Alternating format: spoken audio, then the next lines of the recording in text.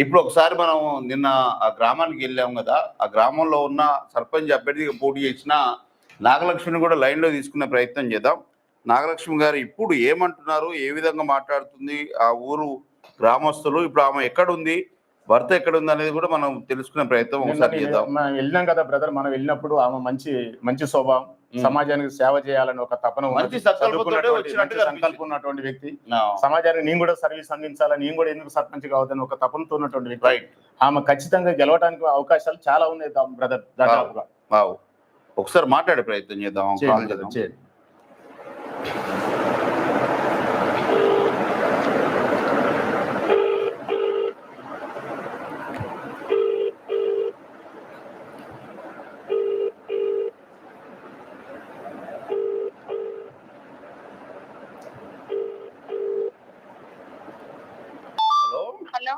నాగలక్ష్మి గారా అండి? ఎల్లమ్మగూడెం బాధితులు మీరే కదా? మేమే సార్. ఓకే ఓకే అమ్మా, నిన్న ఆడికి వచ్చినాము, నిన్న మాట్లాడినాము మీ భర్త తోటి, అన్ని చెప్పాడు, వివరాలు అన్ని చెప్పాడు, ఆ లొకేషన్ లో అన్ని వివరాలు చెప్పాడు. ఇప్పుడు ఎలా ఉంది మీ పరిస్థితి, ఎక్కడున్నారు, ఏం చేస్తున్నారు, మీకు ప్రొటెక్షన్ ఎలా ఉంది, కలెక్టర్ ఆఫీస్ లో కలెక్టర్ చెప్పిన మాటలన్నీ పోలీసు వాళ్ళు తూచే తప్పకుండా పాటిస్తున్నారా లేదా? అమ్మ మీరు లైవ్ లో ఉన్నారు, వివరాలు ఏదున్నారో క్లియర్ చెప్పండి. Okay sir. మేము ఇంకా ఊళ్ళో ఉండే పరిస్థితి లేదు సార్, ఇంకా ప్రొటెక్షన్ మాకు ఎవరు ఇంకా కల్పించలేదు. నిన్ననే కలెక్టర్ మేడం మాకు అపాయింట్ ఇచ్చారు. ప్రొటెక్షన్ ఇప్పిస్తాం అమ్మ, ప్రచార సమయంలో మీకు ఇప్పిస్తాం, క్యాంపు చేసినప్పుడు క్యాంపు పెట్టిస్తాం, పోలీసులు ఉంచుతాం అన్నారు సార్. మేము ఇంకా బాగుండదు సర్కార్ తీసుకొని ఇక్కడే ఉంటున్నాం సార్. ఎక్కడ నల్గొండలో ఉంటురా? అవును సార్, ఇంకా ఇంటికి వెళ్ళేంత ధైర్యం మాకు లేదు. ఇప్పుడు మీకు ఊళ్ళో జనాలు అతడు ఇల్లు కట్టిస్తున్నాడు, కిడ్నాప్ కావలేదు, గిరే కావాలని మా సందీప్ రెడ్డి మీద కూస్తుండు అని మీడియా వాళ్ళ ముందే గట్టిగా అరుస్తున్నారు. అవును, నిన్న మహిళలు చాలా మంది గట్టిగా అరిచారు. రెడ్డి సామాజిక వర్గానికి సంబంధించిన మహిళలు, గ్రామ శాఖ అయినటువంటి కాంగ్రెస్ గ్రామ శాఖ అయినటువంటి రామ్మోహన్ రెడ్డి సంథింగ్ వాళ్ళ భార్య, వాళ్ళందరూ, గోవర్ధన్ రెడ్డి వాళ్ళ భార్య నిర్మల, విజయరెడ్డి దగ్గర ఉండి పనిచేసి లక్షలు తిన్న వాళ్ళే, మళ్ళీ ఆయన చంపింది అంత ప్రత్యక్షం చూసి కేసులు అన్ని ఆయన చూసిన వాళ్ళే. నిన్న ఆయన చంపలే, అది వచ్చిన బురద మధ్యలో అంటుంది.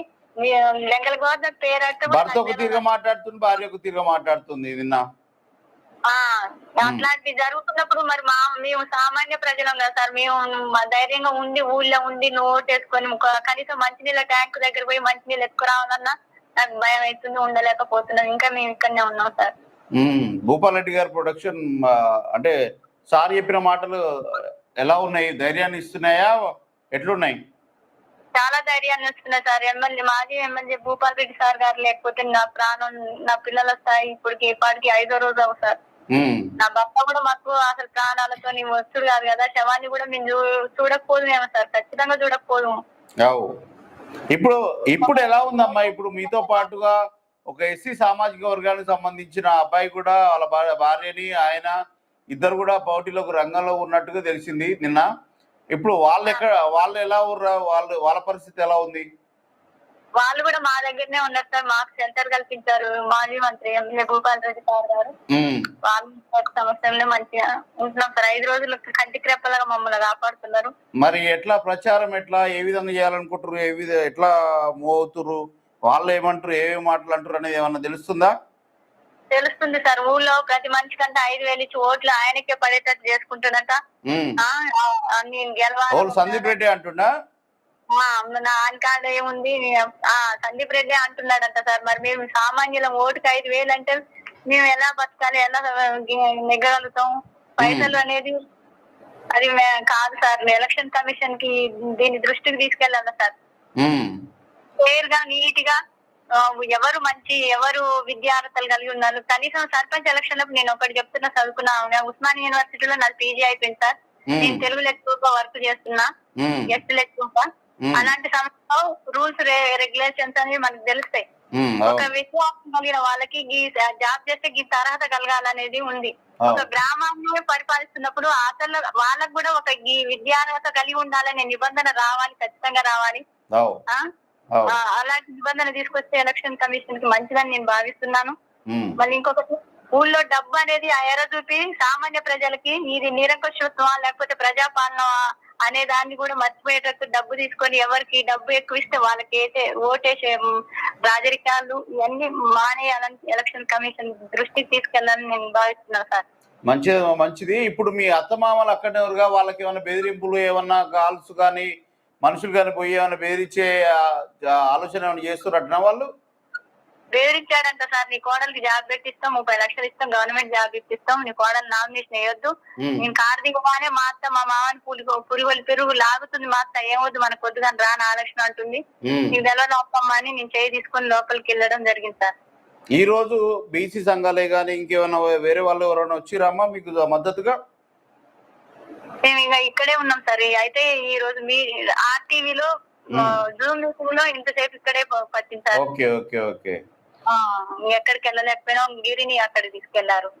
ఏరియా కిడ్నాప్ జరిగిన ఏరియాలన్నీ పోలీసుల సమక్షంలో తీసుకెళ్లారు.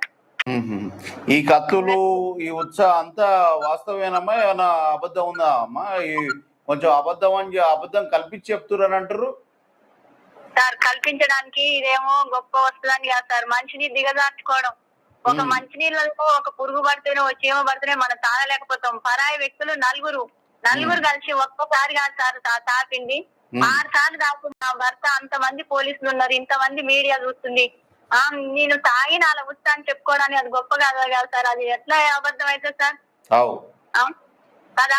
ఆయనకు కూడా మనస్తాపానికి గురై నేను ఇంతమంది చెప్పుకున్నా, వాళ్ళు వస్తుంది ఆయన ఇంకా మానసికంగా గురై నేను ఆయన సూసైడ్ చేసుకునే అవకాశం కూడా ఉంటది. అట్లా కూడా ఉంటది. అలాంటప్పుడు నేను అబద్ధం చెప్తా, అబద్ధం ఇదంతా అని చెప్పడానికి అవకాశం ఎక్కడ ఉంటుంది సార్? అన్ని ప్రతి ఏరియాకి తిరిగి చూస్తున్నాడు. ఆయన వేసుకున్న బట్టలు కూడా ఆయన కావు అసలు. బట్టలు కూడా చింపేసి కిడ్నాప్ చేసి ఏదైనా గుర్తుపడతారా అని బట్టలు కొనిచ్చి వేసిందంటే, పటేల్ చూడరాని బట్టలు కొనిచ్చిన్నాను. నా బట్టలు కానప్పుడు అవన్నీ ఎట్లుంటాయి సార్? ఖాళీ పంప లేకుండా బయటకు వెళ్ళింది ఆయన కిరాయి మాట్లాడటానికి. హైదరాబాద్ దాకా పోయేదంతా కందుకూరని చూపించింది మాకు పోలీసుల 2:30 పోతే. అప్పుడు లైవ్ లో ఫోన్ చేసి, లక్ష్మి నువ్వు వెళ్ళకు, నామినేషన్ వేయకు, నేను బాగానే ఉన్నా, సైదులు అనే ఫ్రెండ్ దగ్గరికి వచ్చిన హైదరాబాద్ పోయినా. మా ఆయనకి అసలు హైదరాబాదే తెలియదు సార్, ఆయన ఏరియాలు కూడా తెలియదు. అట్లాంటి మనిషిని హైదరాబాద్ పోయింది ఈ టైంలో పోయిందంటే నేను ఎట్లా నమ్మగలుగుతా? ఇదంతా అబద్ధం. మాకేమో సామాన్యులు సార్, మాకు రాజకీయ ప్రస్తావన ఇదంతా ఏ రాజకీయ పార్టీలు లేకుండా సామాన్యులుగా మనుషులుగా గుర్తించకుండా కనీసం మూత్రం బట్టి పోస్తున్నారు. అది చాలా బాధాకరమైన విషయం సార్. అమ్మా, ఇక్కడ బీసీ సంఘం ఉపాధ్యక్షులు ఉన్నారు. బీసీ సంఘం జాక్ సంబంధించి జాతీయ యాదవ హక్కుల ఉపాధ్యక్షులు ఉన్నారు. అమ్మా నేను యాదవ సంఘం జాతీయ ఉపాధ్యక్షులు నిన్న వచ్చాను కదా అమ్మా, చిలకల శ్రీనివాస్ యాదవ్ రా తల్లి. అమ్మా ఏ సమస్య, నమస్తే అమ్మా, ఏ సమస్యలు ఉన్నాయి మేమందరం అండంగా ఉన్నారా? మీకు ఇబ్బంది ఏం లేదు తల్లి. మీకు మీకు ఏది ఉన్నా కానీ మీరు మనసులో పెట్టుకోకుండా మాకు చెప్పండి, ఒక అన్నగా మాకు చెప్పండి. యాక్చువల్గా ఏందనమాట, వాళ్ళు చేస్తున్నటువంటి దుర్మార్గమైనటువంటి చర్యలు మేము ఆడ చూసినామమ్మా. ఆ వాతావరణం కూడా, ఆ ఊరు వాతావరణం కూడా, కొంతమంది లేడీస్ మేము వచ్చి మాట్లాడుతున్నప్పుడు కూడా మా మీదకి కూడా ముందుకు వచ్చారమ్మా. మేము చూసినాం. నువ్వు ఇట్లా బాధపడుతున్న ఉద్దేశంతో నిన్ను ఏందనమాట కలెక్టర్ ఆఫీస్ తీసుకొని పోవడం జరిగింది కూడా. కలెక్టర్ ఆఫీస్ కూడా నిన్న ముట్టడి చేశాను నేను. నా ఆధ్వర్యంలో దాదాపు 30 మంది తీసుకొని రావడం జరిగింది తల్లి. దాదాపు మొత్తం కలెక్టర్ ఆఫీస్ అంతా కూడా ముట్టడి చేసినాం. లోన కూడా తీసుకుపోయినా మేడం గారితో, సార్తో కూడా మాట్లాడించాను, మేడం గారితో కూడా మాట్లాడించాను. మీకు ఎలాంటి ప్రాబ్లం లేకుండా కూడా భూపాల్ రెడ్డి గారితో కూడా మాట్లాడించాను. ఆయన మాజీ ఎమ్మెల్యే గారితో కూడా మాట్లాడించాను. ఆయన కూడా మాట ఇచ్చాడు, అన్న ఎలాంటి సమస్య జరగదు అని చెప్పి కూడా ఇచ్చాడు. ఏది ఏమైనా తల్లి ఏంటంటే, కొంత రెడ్డి వర్గం వాళ్ళు ఏంటనమాట, ఏదైనా వాళ్ళు ఊహన్నా కానీ మళ్ళీ నెక్స్ట్ టైం లేదనమాట, వాళ్ళు ఒకటి కావడానికి కూడా అవకాశం ఉంది తల్లి. నీ జాగ్రత్తలను ఉండాల్సిందని మరీ తెలియజేస్తున్నా. ఇంకొక విషయం ఏంటంటే, నువ్వు క్యాన్వాసింగ్ ఆపుకోవాల్సినటువంటి అవసరం లేదు తల్లి. మేమందరం వస్తాం, క్యాన్వాసింగ్ చేస్తాం. నువ్వు అధైర్యపడాల్సినటువంటి అవసరం లేదు. ఇలాంటిది ఏదైనా జరిగితే మాత్రం మళ్ళీ ఏదైనా గొడవకి వాళ్ళు వచ్చినా కానీ ఆ ఊళ్ళో ఏందనమాట ఆ వ్యక్తి లేకోకుండా చేయడానికి యాదవ సంఘాలు, అదేవిధంగా బీసీ సంఘాలు, బహుజన సంఘాలన్నీ కూడా ఏకమైతే తల్లి నీకు అండగా ఉన్నారు. ఎలాంటి బాధపడాల్సినటువంటి అవసరం లేదు తల్లి. మేము ఉన్నాం, కలెక్టర్ గారు ఉన్నారు. భారత రాజ్యాంగం ప్రకారంగా నడుచుకునే వ్యక్తి నువ్వు. నీకు ఎలాంటి సమస్య కాదని చెప్పి నేను అభినందిస్తున్నా తల్లి. ఎలాంటి ప్రాబ్లం కాదు. క్యాన్వాసింగ్ మీరు ఇక ఈ నామినేషన్ గడువు అయిపోయిన తర్వాత క్యాన్వాసింగ్ చేయడం అనేది ప్రారంభించండి. ఎలాంటి ఇబ్బంది ఉండదు తల్లి, నాకు తెలిసిన ప్రకారం. అవును సార్. ఎలాంటి అధైర్యపడకుండా గట్టిగా నిలబడి ప్రచారం చేసుకొని ఎన్నికల్లో ప్రజాస్వామ్యబద్ధంగా రాజ్యాంగబద్ధంగా మీరు గెలిచి తీరాలని అందరు కోరుకుంటున్నారు. బీసీ సంఘాలు కోరుకుంటున్నాయి. అందరు కూడా మూకుమ్మడి రాష్ట్ర వ్యాప్తంగా కూడా అందరు అనుకుంటున్నారు. మేము కూడా అనుకుంటున్నాం. తల్లి ధైర్యంగా పోరాడూరి గెలువురి గెలిచి చూపి. అమ్మా నాగలక్ష్మి, నువ్వు ఇక క్యాన్వాసింగ్ మీద కాన్సన్ట్రేషన్ చేయడానికి ప్రయత్నం చేయాలి. దరిదాపు మీకు తెలిసినటువంటి వ్యక్తులు ఎవరు ఉన్నా కానీ నాకు ఓటేయండి అని చెప్పి ఫోన్ చేసి మాట్లాడటానికి ప్రయత్నం చేయండి. నువ్వు ఏ విధంగా సరే గెలవడానికి ప్రయత్నం చేయండి. అదే విధంగా మేము కూడా ఏందనమాట, ఈ బహుజన సంఘాల యొక్క మద్దతు తీసుకొని మీకు కూడా ప్రచారం చేయడానికి మేము అనేది మళ్ళీ మేము కూడా వస్తాం తల్లి, మళ్ళీ మేము కలుస్తామని కూడా మీకు తెలియజేస్తున్నాం. మీడియా ముఖంగా కూడా తెలియజేస్తున్నాం. రావాలి సార్. అయితే ఈ రోజు మందకృష్ణ మాదిగ సార్ కూడా వస్తా అన్నారు. వస్తాడా మందకృష్ణ మాదిగనా? అమ్మ వస్తా అన్నాడు. వస్తా అంటే ఇక్కడనే మేము చిక్కిపోయాం. జూమ్ మీటింగ్ లో ఇంతసేపు హ్యూమన్ రైట్స్ అవన్నీ సబ్మిట్ చేసే టైంలో ఇక్కడే చిక్కిపోయినాం. ఇక్కడే ఉన్నాం. వెళ్ళండి అమ్మా. అన్న కూడా వస్తే అన్నది కూడా కలవండి. ఇంకేమైనా చెప్పాలనుకుంటున్నావమ్మా మీడియా పరంగా ఇప్పుడు లైవ్ లో? అదే ఎలక్షన్ కమిషన్ కి మనిషికి ఓటుకి 5,000 ఇవ్వాలంటే ఏం సార్, అసలు మాకు లేనోళ్ళం అనే కదా ఇలాంటి ప్రాసెస్ పెట్టి నేను ఎట్లనైనా గెలవాలని ఆయన ప్రయత్నం చేస్తున్నాడు. ఆయనకి ఎదురు తిరుగుతారు. పటేల్ కి బతికెంతరా నువ్వెంతరా అంటుండు. ఇది మరి మేము ఎలా ఛేదించగలగాలి? ఇది ఎలక్షన్ కమిషన్ దృష్టికి తీసుకెళ్లాలి సార్. ఇది ప్రజాస్వామ్యము. ఎవరికైనా ఓటు గర్వంగా పోయి మంచి చెడు అనేది ఎంచుకొని దొంగ రావాలనుకుంటే ఎడంగానైనా వస్తాడమ్మా. దొంగ వచ్చినప్పుడు మనం పట్టుకోవాలి, పట్టియాలి. ఎక్కడ దొంగ ఎక్కడ అక్కడ అడ్రస్ చూపిస్తే అక్కడ పోయేటట్టుగా మనం చేయాలి, పోరాడాలి, మనం అనుకున్నది సాధించాలి. అది మన ముందున్న తక్షణ కర్తవ్యం. మీరు మాత్రం అధైర్యపడకుండా మీ కర్తవ్యాన్ని మీరు నిర్వర్తిస్తూ మీ ఎలక్షన్లో మీరు గెలిచే ప్రయత్నం చేయరమ్మా. ఓడిపోయే ప్రయత్నం అయితే చేయకండి.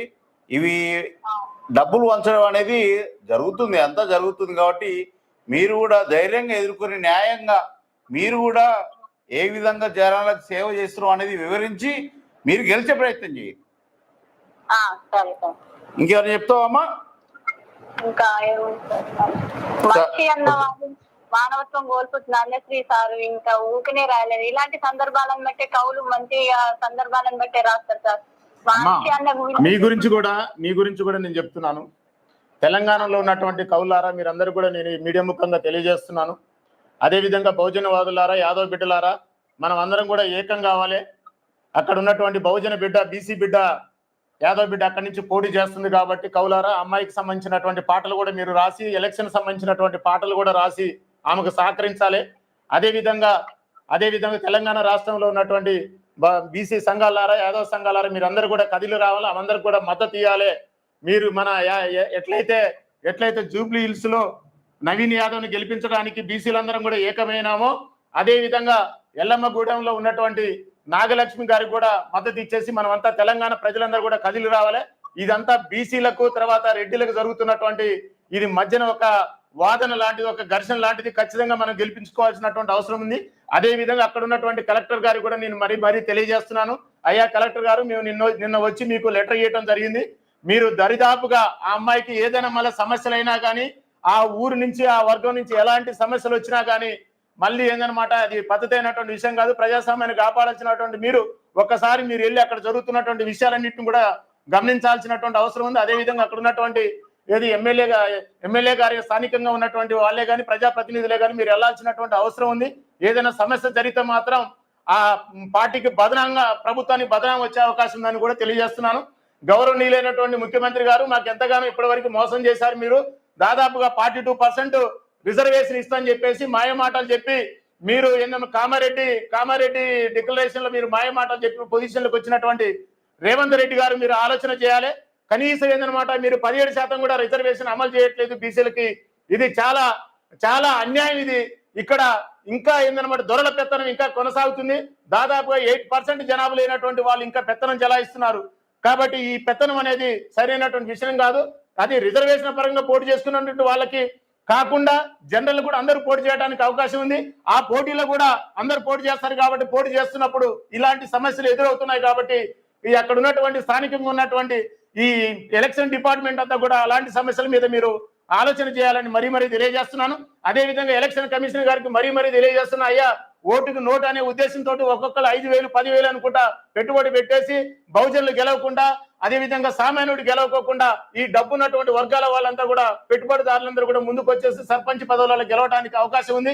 ఈసారి ఎలక్షన్లలో డబ్బులు కానీ, మందు కానీ, మటన్ కానీ ఇలాంటివి ఏమైనా జరుగుతున్నట్లయితే ఎలక్షన్ కమిషన్ గారు కూడా చాలా ఏంటంటే సంఘాల తరపున అంతా కూడా ముట్టడి చేయడం జరుగుతుందని చెప్పి కూడా ఎలక్షన్ కమిషన్ గారి గౌరవనీయులైనటువంటి ఎలక్షన్ కమిషన్ గారు కూడా తెలియజేయడం జరుగుతుంది. వీటి మీద మీరు శ్రద్ధ తీసుకోవాలని కూడా మేము తెలియజేస్తున్నాను బ్రదర్.